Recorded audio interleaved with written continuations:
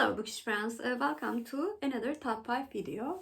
In this top 5 video, I'm going to talk about some of my favorite books that I cannot recommend for everyone. And the idea for this video actually came with two books that I read in the previous 2 months. The first one was V for Vendetta by Ellen Moore. Although I thought it was an extraordinarily clever graphic novel, because of the quite violent scenes depicted in the graphic novel, I hesitated to recommend this graphic novel to my best friend when she said that she was really curious about the work. And last month I read Verity by Coleen Hoover. It was a book that I could not stop reading. I read it in a very short time. But like V for Vendetta, when I said that I read a fabulous book to my friends, I could recommend this thriller to only one of my friends. Because the book went to so dark places, my other two friends that I was talking would certainly be disturbed by this darkness and actually would not like the book much. After these two incidents, I decided to make a top 5 video in which I could not recommend some of my favorite books to everyone because of different reasons. So let's see which of my favorite books are not for everyone.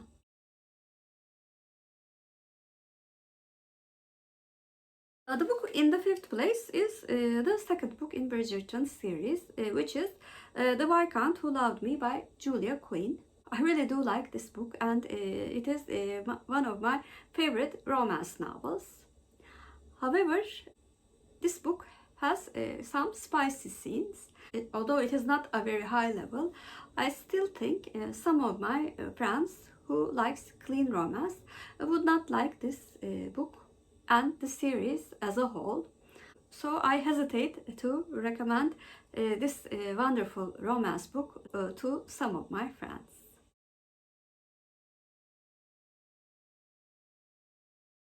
The book in the 4th place is The 7.5 Deaths of Evelyn Hardcastle. I really do like this book, and I love plot structures that play with the concept of time. However, I know from my father that not all readers and not all viewers like such plots. So although I think the idea behind the book is quite genius, it might be confusing for some readers who really like a clear, structured narrative.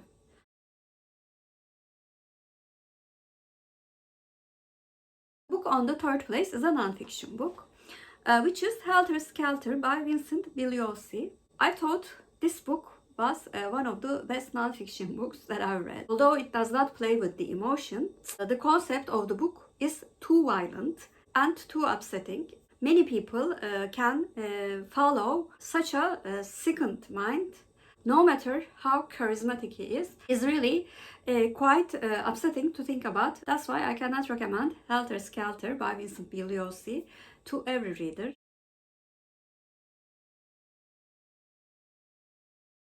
The book in the 2nd place is 1,000 Splendid Suns by Khaled Hosseini.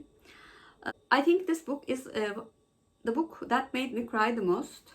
I was emotionally wrecked when I read the book.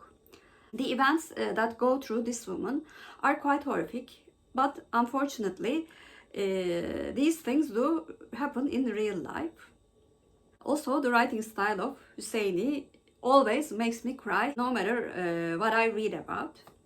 So I would not recommend this book to a reader who's going through a hard time, and also readers who do not like upsetting themes in general.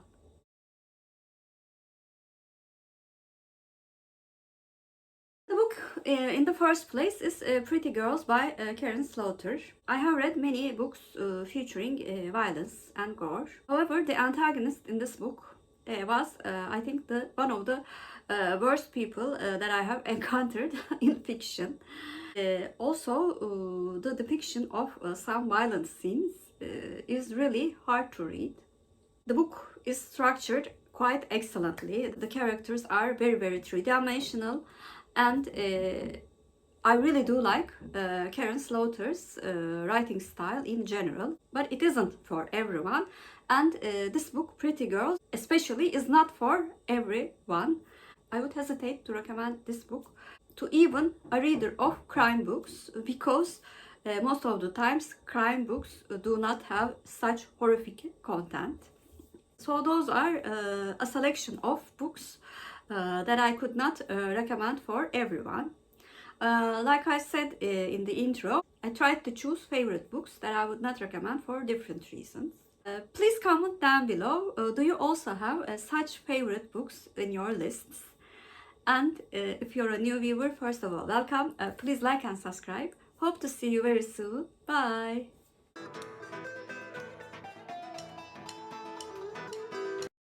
As for Turkish word of the day, I'm going to choose a word that I never thought that I would choose, which is Viscount. Viscount means Viscount in Turkish, and Viscount is our Turkish word of the day. Have a good day.